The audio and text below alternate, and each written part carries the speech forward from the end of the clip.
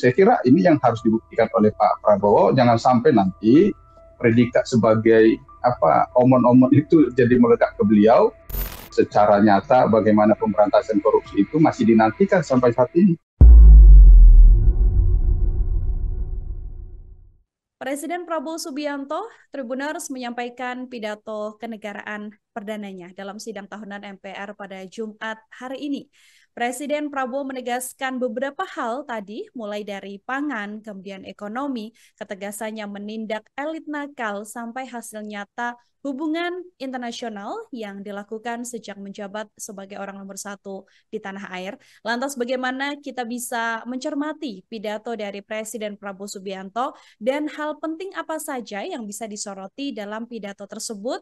Momen ini juga menjadi salah satu momen bertemunya para mantan presiden dan mantan wakil presiden di Republik Indonesia. Saya akan membahasnya hari ini Tribuners bersama dengan Direktur Rumah Politik Indonesia. Sudah bersama dengan saya dalam Tribun News on Focus kali ini ada Bang Fernando ya Mas. Bang Fernando, terima kasih banyak menyempatkan waktunya. Kabar baik ya Bang Fernando ya.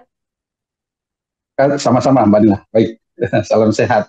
Salam sehat. Terima kasih banyak Bang Fernando. Kita Ya, berdiskusi sama-sama. kembali dalam Tribun News on Focus kali ini. Pagi tadi kita melihat satu momen perdana dari Presiden Prabowo Subianto sejak dilantik begitu ya Bang Fernando ya. Ya. Dan pidato kenegaraannya disampaikan dalam sidang MPR. Mungkin saya ingin minta pengantar terlebih dahulu dari Bang Fernando secara keseluruhan bagaimana melihat pidato dari Pak Prabowo dan hal menarik atau hal apa yang kemudian bisa dicermati dalam pidato yang disampaikan oleh Presiden kita ini, Bang? Ya, kalau kita lihat ini kan apa yang disampaikan Pak Prabowo tadi pagi ketika di hadapan para anggota MPR. Saya kira apa yang disampaikan itu merupakan capaian-capaian yang sudah dilakukan oleh beliau di awal pemerintahan, misalnya seperti masalah makan bergizi gratis, terus kemudian memberikan gizi kepada ibu hamil. Ini kan memang betul-betul murni program dari beliau. Tetapi bagaimana capaian-capaian misalnya kerja-kerja dari lembaga-lembaga lain, saya kira itu belum bisa diklaim sebagai hasil kerja beliau. Terus kalau misalnya terkait dengan naiknya gaji para hakim, ya itu memang keputusan di pemerintahan beliau. Terus kemudian terkait dengan upaya untuk penertiban lahan-lahan yang dikuasai selama ini oleh pihak-pihak di luar pemerintah karena terkait dengan hutan lindung ataupun apa itu, saya kira ini juga perlu dievaluasi oleh beliau karena tadi kan sudah disampaikan ada 3 juta lebih yang tadi menurut apa yang disampaikan beliau ada sekitar 5 juta. Kira-kira ini peruntukannya kepada siapa? Apakah nanti diperuntukkan untuk kepentingan negara atau untuk kepentingan kelompok tertentu dicaplok tapi diserahkan kepada pihak swasta. Justru seharusnya sebaiknya saya berharap apa yang seperti disampaikan oleh Pak Prabowo terkait dengan misalnya penguasaan tambang misalnya kan dan ada sebuah solusi yang disampaikan beliau misalnya ketika itu dikuasai oleh rakyat atau dilakukan oleh rakyat tinggal dibuat legalitasnya. Kira-kira bagaimana kalau misalnya itu juga dilakukan misalnya di dalam hal penguasaan hutan tersebut ketika sudah dikuasai oleh rakyat dan memang sifatnya itu hanya terbatas untuk kepentingan hidup mereka, misalnya hanya sebatas 2 hektar, 4 hektar, ini saya kira perlu juga dipikirkan oleh beliau supaya ini juga bisa dimanfaatkan untuk kepentingan rakyat. Apalagi beliau berulang kali bahwa apa yang dilakukan pemerintahan beliau adalah untuk rakyat. Saya kira ya memang harus betul-betul secara nyata dilakukan segala sesuatu yang dilakukan, kebijakan-kebijakan itu memang betul-betul untuk rakyat, bukan untuk kepentingan segelintir orang atau sekelompok orang. Termasuk juga tentang masalah pemberantasan korupsi, dan itu juga disinggung sampai dikatakan bahwa termasuk kader Partai Gerindra tidak bisa berlindung, siapapun kan dikatakan tidak bisa berlindung. Saya kira ini yang harus dibuktikan oleh Pak Prabowo, jangan sampai nanti predikat sebagai omon-omon itu jadi melekat ke beliau, karena beliau yang waktu itu pertama kali mengungkapkan, jangan sampai itu nanti label itu disematkan ke beliau sebagai presiden omon-omon, karena memang secara nyata bagaimana pemberantasan korupsi itu masih dinantikan sampai saat ini oleh masyarakat, karena sebagaimana kita ketahui baru-baru ini beliau memberikan abolisi amnesti kepada orang yang tersangkut masalah korupsi. Jadi kerja apa kerja nyata beliau ataupun kebijakan-kebijakan nyata beliau terkait dengan pemberantasan korupsi itu masih terus dinantikan oleh masyarakat. Jadi bukan hanya sekedar mimpi yang ditawarkan kepada masyarakat, tetapi harus menjadi tindakan nyata. Misalnya apa? Misalnya dengan undang-undang perampasan aset, undang-undang merubah undang-undang KPK yang selama ini melakukan ada pelemahan kepada KPK, harus diberikan kekuatan lagi kepada KPK supaya semakin semangat dalam memberantas korupsi. Jadi ini yang masih terus dinantikan oleh masyarakat. Kalaupun tadi misalnya terkait dengan periksa cek kesehatan gratis, ini kan masih hanya sebatas belum secara menyeluruh, termasuk juga tentang pemberian makan gizi gratis. Ini kan masih terbatas, belum secara menyeluruh. Tinggal bagaimana dinantikan oleh masyarakat secara menyeluruh itu bisa dirasakan, bukan hanya segelintir orang. Oke, dari statement Pak Prabowo ini masih untuk kemudian nantinya benar-benar dilaksanakan untuk seluruh masyarakat Indonesia ya, Bang Fernando ya. Kita Ya, juga menantikan bahwa statement yang tadi dipaparkan dalam sidang MPR ini juga menjadi salah satu asa untuk dilanjutkan nantinya ke seluruh pelosok negeri. Tadi ada satu hal yang juga menarik mungkin Bang Fernando dalam pidato Pak Prabowo ini kan juga menyinggung diakui secara langsung dan dilaporkan kepada wakil rakyat begitu ya bahwa banyak BUMN dan BUMD yang nakal begitu. Apakah iya. ini juga bisa dibaca sebagai pesan ketegasan dari Presiden Prabowo Subianto bahwa memang ya pemerintahannya selama 5 tahun akan benar-benar melakukan penindakan terhadap oknum-oknum lah bisa dibilang. Ya, kita masih terus menanti tentang keseriusan beliau, kesungguhan beliau terhadap apa yang dikatakan. Karena misalnya yang saya cermati terkait dengan jumlah komisaris yang beliau katakan cukuplah 5, 4, kayak gitu. Tetapi pada kenyataannya kita masih menemukan di atas 5 atau berapa itu yang itu diisi oleh lingkungan beliau sendiri gitu. Jadi bagaimana misalnya terkait dengan kebijakan-kebijakan BUMN ataupun BUMD, kita masih menunggu gebrakan beliau.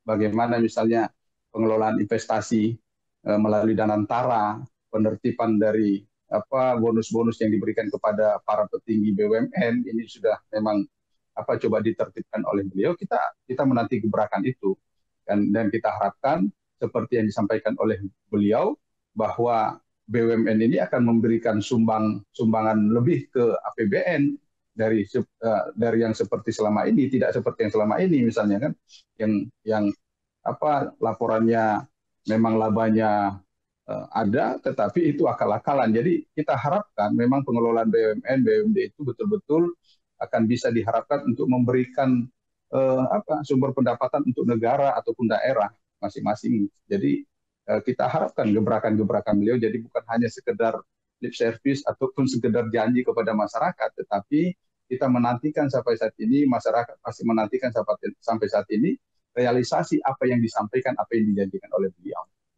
Termasuk juga ketika Pak Prabowo ini menyentil ada satu istilah serakahnomics, Bang Fernando tadi dalam pidatonya juga Ya, mengatakan hal tersebut. Eh, apa sedianya yang mungkin bisa dianalisa dari Bang Fernando begitu ya, lewat statement-statement yang kemudian disampaikan Pak Prabowo seolah-olah ini adalah cambuk begitu bagi orang-orang agar tidak bermain dan juga bergeliat untuk melakukan hal-hal negatif, Bang. ya.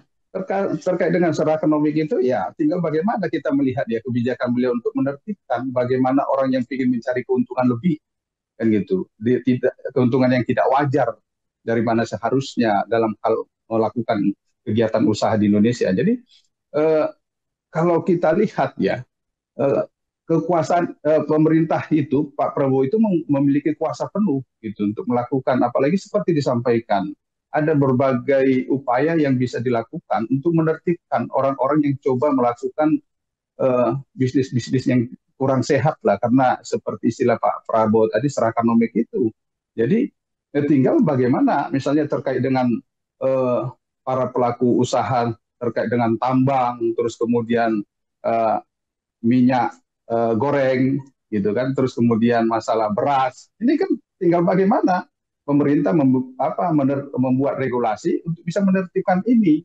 Jadi kekuasaan itu ada di Pak Prabowo. Tinggal bagaimana beliau bisa menguasai ini dalam hal pengelolaan pemerintahan, usaha supaya usaha itu betul-betul bisa memberikan manfaat untuk semua, bukan hanya untuk pengusaha, tetapi untuk negara juga untuk rakyat.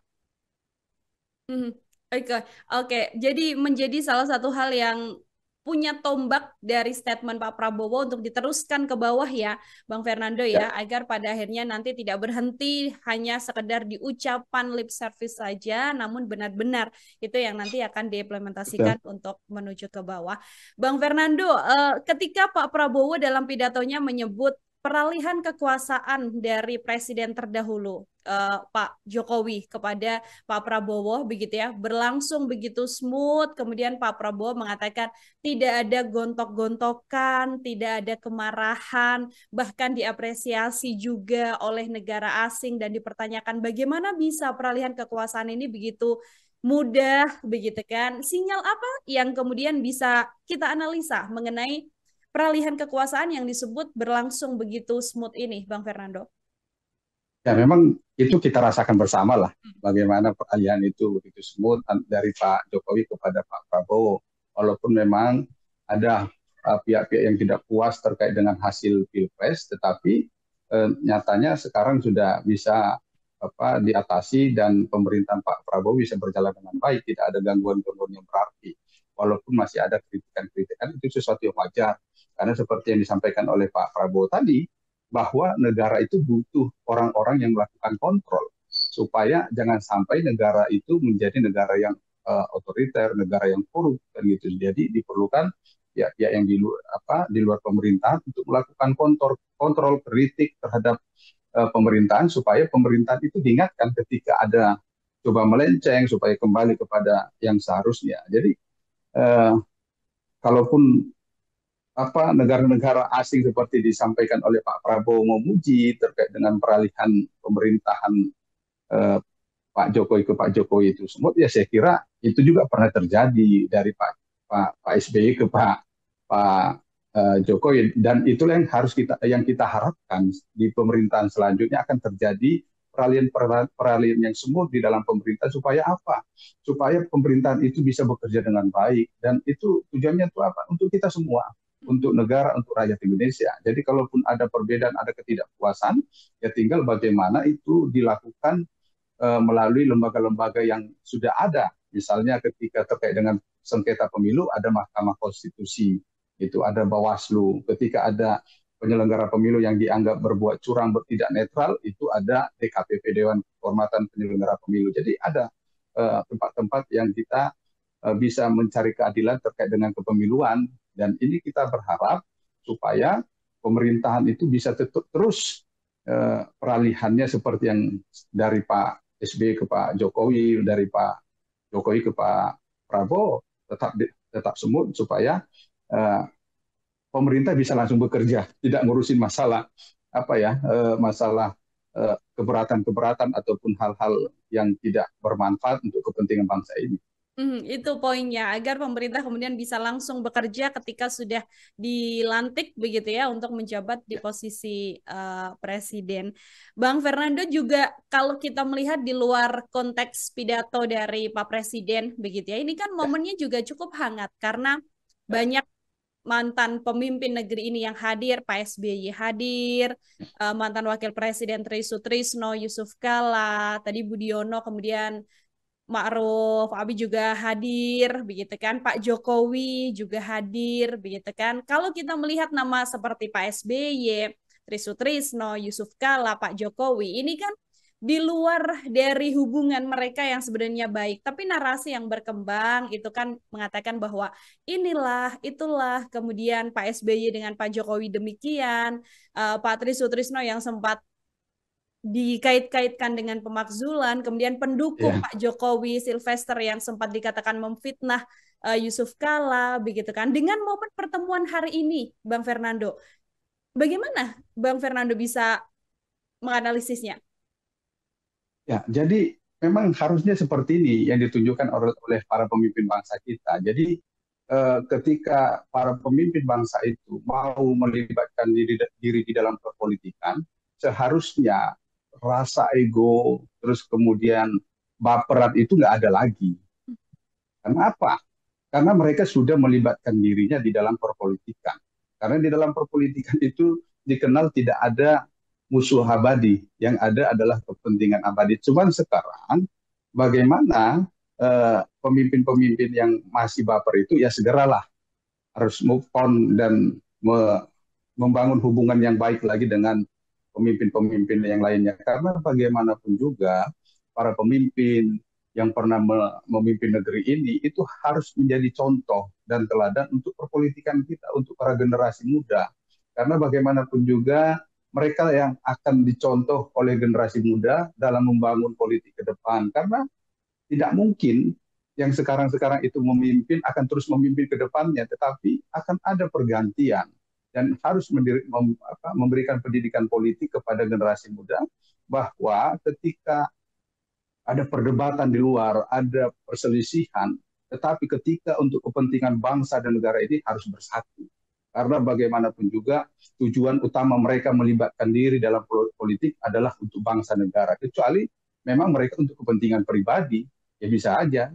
Akhirnya bawa perasaan, gampang gampang sedih, gampang marah, dan itu tidak akan bisa terobati karena memang untuk kepentingan pribadi. Tetapi kalau untuk kepentingan bangsa dan negara, harus itu bisa terobati, harus bisa segera pulih dan bisa membangun hubungan yang baik antara satu dengan yang lainnya. Karena bagaimanapun juga negara ini butuh kesulitan dari semua elemen bangsa, apalagi para mantan-mantan pemimpin negara ini, karena itu sangat dibutuhkan. Dan saya yakin sekali Pak Prabowo yang saat ini sedang menjabat membutuhkan pemikiran-pemikiran para pemimpin terdahulu untuk bagaimana bisa mengambil tindakan, keputusan untuk lebih baik yang berakibat untuk kepentingan bangsa negara dan rakyat Indonesia. Tapi sayangnya masih kurang satu, Bang Fernando, karena Bu Mega tidak hadir hari ini.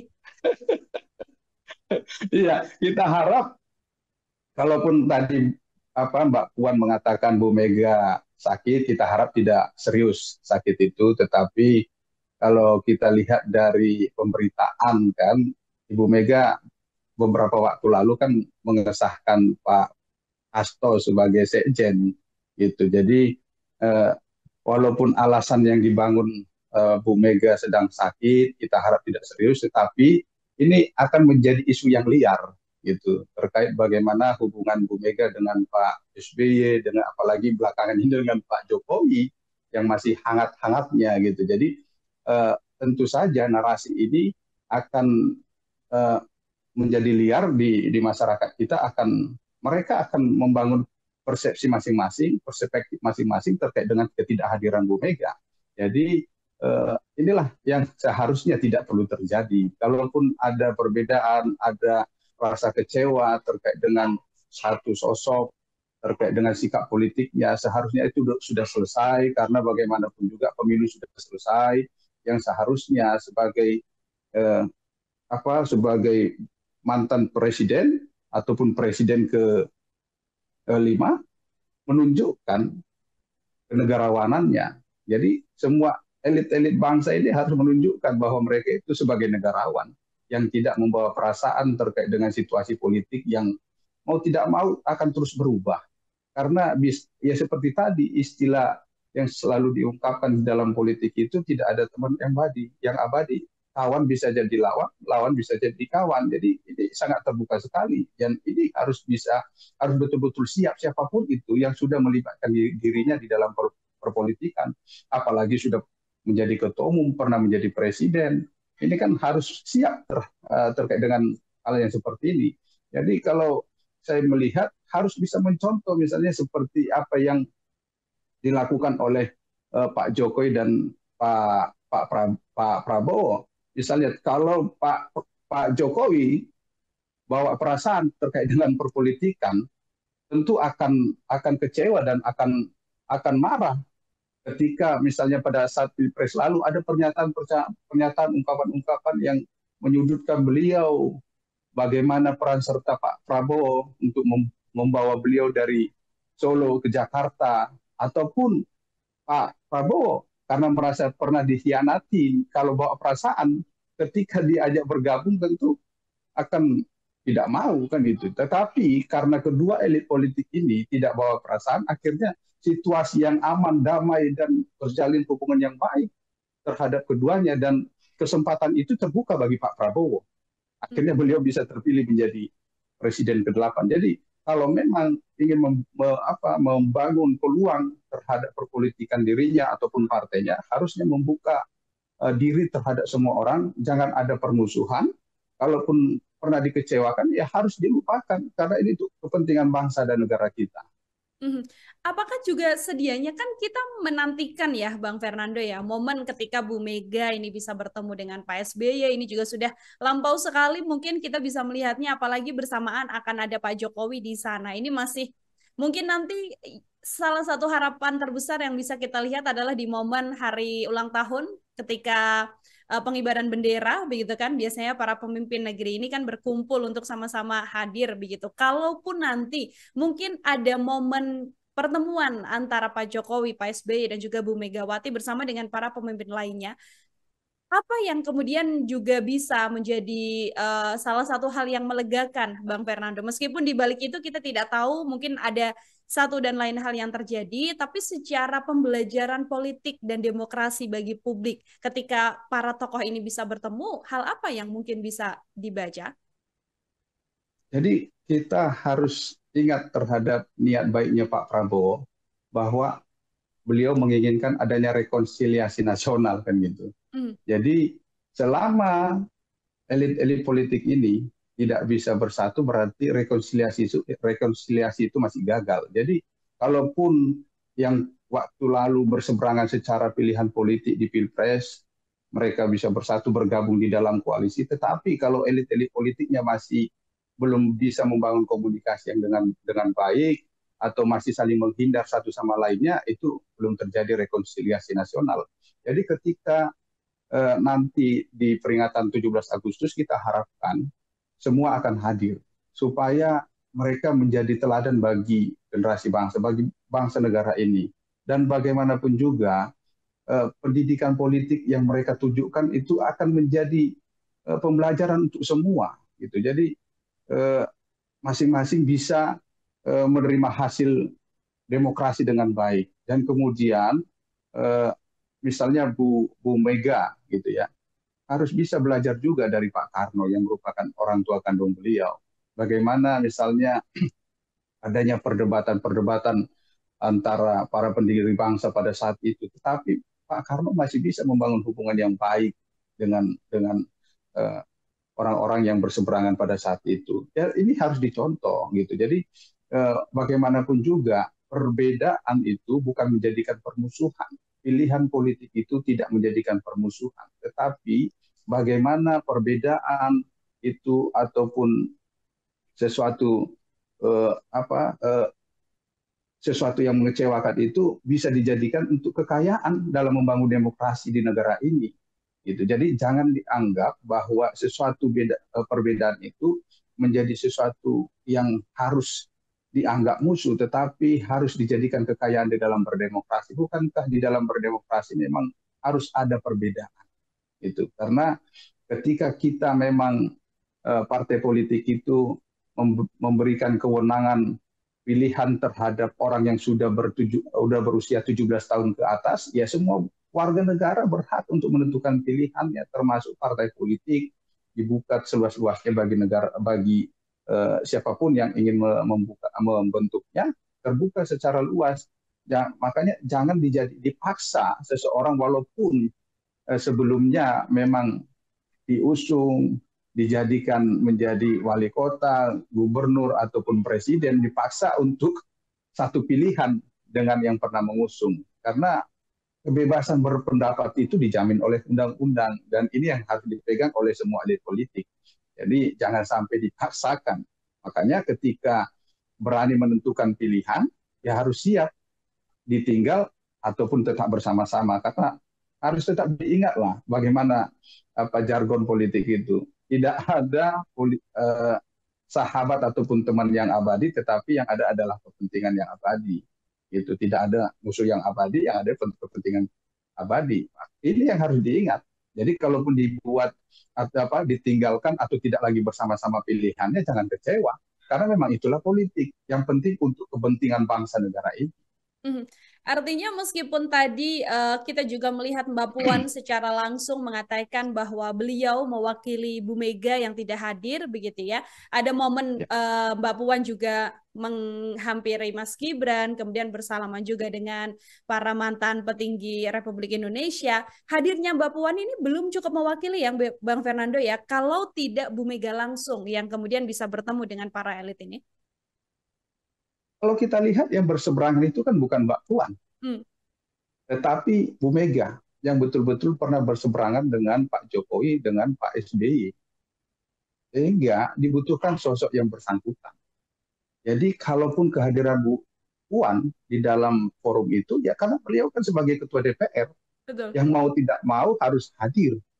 Gitu. Jadi justru Bu Mega harus belajar juga dari Mbak Puan yang mau membangun komunikasi dengan orang-orang yang dianggap pernah mengecewakan. Misalnya Mas Gibran yang dulu pernah bersama-sama di PDI Perjuangan, tetapi saat ini sudah di luar PDI Perjuangan, tetapi Mbak Puan mau membangun komunikasi dengan Mas Gibran, Pak Jokowi misalnya kan gitu. Jadi eh, jangan jangan inilah jangan takut belajar dari yang muda, termasuk dari anak sendiri. Kalau itu dianggap lebih baik, karena bagaimanapun juga kepentingan negara ini harus di atas segalanya dari kepentingan pribadi.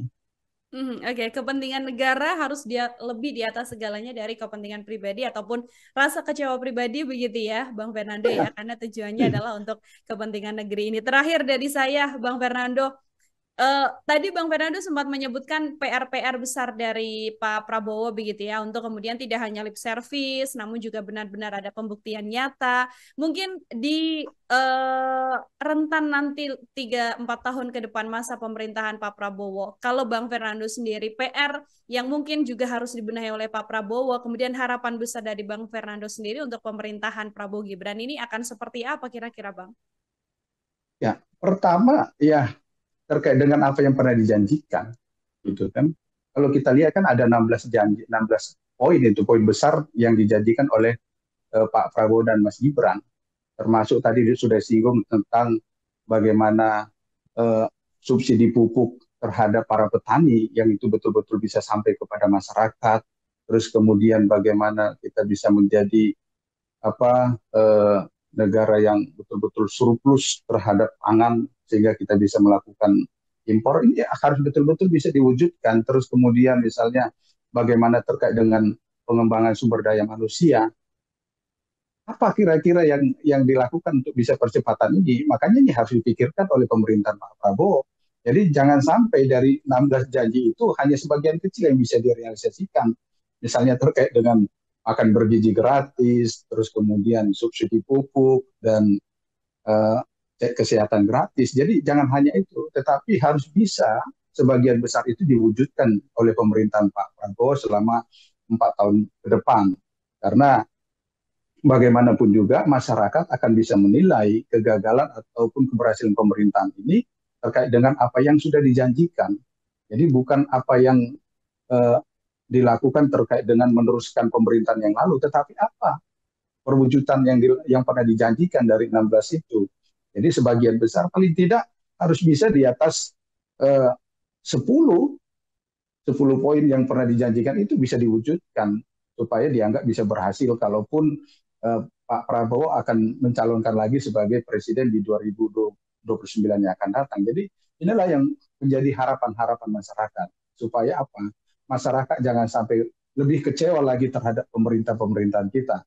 Sebagaimana misalnya terkait dengan subsidi-subsidi, subsidi listrik ataupun subsidi-subsidi lainnya, ini kan harus menjadi target oleh pemerintahan Pak Prabowo supaya bisa diwujudkan. Jadi supaya bisa terwujud jangan juga sampai membebani masyarakat kita misalnya dengan menaikkan pajak ataupun memajakin yang lain-lainnya sehingga bisa itu diwujudkan. Tetapi pemerintahan itu harus bisa kreatif dalam menciptakan sumber pendapatan untuk mewujudkan apa yang pernah dijanjikan. Apalagi itu terkait dengan kepentingan masyarakat supaya masyarakat itu bisa terpuaskan. Misalnya terkait dengan subsidi rumah yang layak huni. Ini kan memang betul-betul kebutuhan yang langsung bersentuhan kepada masyarakat harus bisa segera diwujudkan. Tentang lapangan kerja ini juga yang dinantikan terus oleh masyarakat. Jadi inilah menjadi tugas dari Pak Prabowo dan Mas Gibran dan seluruh tim kerjanya supaya bagaimana mereka bisa menepati janji-janji yang selama ini sudah dinantikan oleh masyarakat. Dan sampai saat ini dan sampai ke depan tentu masyarakat akan terus menantikan terkait dengan janji-janji yang pernah disampaikan sampai seberapa jauh dan seberapa besar yang bisa diwujudkan oleh pemerintahan Pak Prabowo dan Mas Gibran. Oke, baik. Bagaimana kemudian tidak hanya melanjutkan pemerintahan yang sebelumnya, tapi berhasil untuk menjalankan janji-janji politik yang di awal ketika Pilpres ini diberikan, begitu ya. Karena ini juga bisa menjadi bekal ya, Bang Fernando ya, untuk 2029 nanti kalau nantinya Pak Prabowo ini akan maju kembali menjadi calon presiden untuk Karena belum periode apa-apa kan sudah kedua. beberapa partai itu kan. Betul, betul sekali.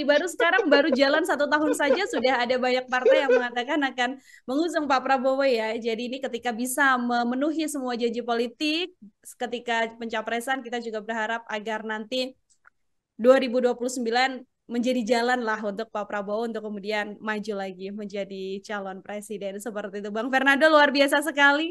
Terima kasih banyak untuk kesempatannya hari ini Baik, berdiskusi terima bersama kasih. dengan saya dalam Tribun Yuson Fokus. Semoga di lain kesempatan ada waktu kembali untuk berbincang. Bang Fernando, selamat Baik, sore, selamat beraktivitas terima kasih kembali, Bang Mbak Nila. Fernando. Selamat sore, selamat melanjutkan aktivitas juga. Ya, demikian Tribuners obrolan saya dalam Tribun Yuson Fokus kali ini bersama dengan Direktur Rumah Politik Indonesia. Ada Bang Fernando Emas. Nanti kita akan berbincang dengan narasumber dan tema-tema lain hanya dalam program Tribun Yuson Fokus. Sekarang waktunya Nila Irda untuk pamit undur diri. Terima kasih banyak. Sampai jumpa. Download Tribun X sekarang. Menghadirkan lokal menjadi Indonesia.